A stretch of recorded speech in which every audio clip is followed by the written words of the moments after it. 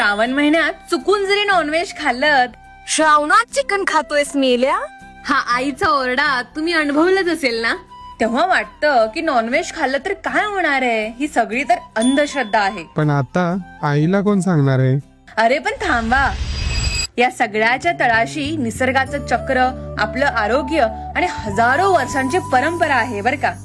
Scientific दृष्टिकोनातून पाहिलं तर कोंबडी, मासे आणि समुद्रातील जीवांचा हाच प्रजनन काळ असतो.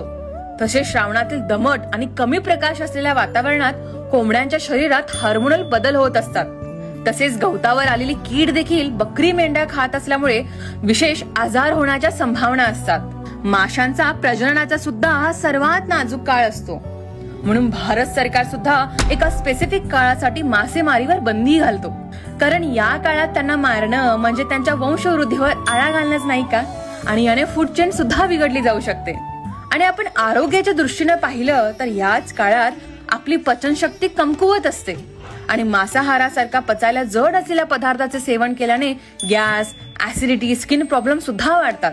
तसंच मांसाहार हे मुळात तामसी अन्न असल्यामुळे शारीरिक आणि मानसिक इम्बॅलन्स सुद्धा निर्माण करतो. आणि आता सगळ्यात महत्वाचं, या काळातच आपला निसर्ग पुन्हा बहरायला लागतो. आणि नवल म्हणजे शरीराला पौष्टिक असणाऱ्या पालेभाज्या आणि पावसाळी भाज्या अगदी जोमाने वाढतात. म्हणजे जणू निसर्ग स्वतःच आपल्या आरोग्यासाठी एक पाऊल पुढे येतो.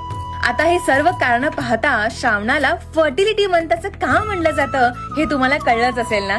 आणि हो, श्रावण हा आध्यात्मिक महिना सुद्धा आहे बर का. त्यामुळे घरातील बरीचशी शुभ कार्य याच महिन्यात पार पडली जातात.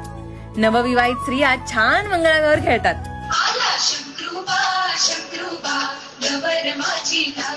भारीच ना. पण आता श्रावणामध्ये शंकराला इतकं महत्व देण्यामागचं सुंदर कारण आपण येणाऱ्या व्हिडिओमध्ये नक्कीच बघू. आपल्या मराठी रूढी आणि परंपरा जाणून घेण्यासाठी फॉलो करा वेडिंगरला.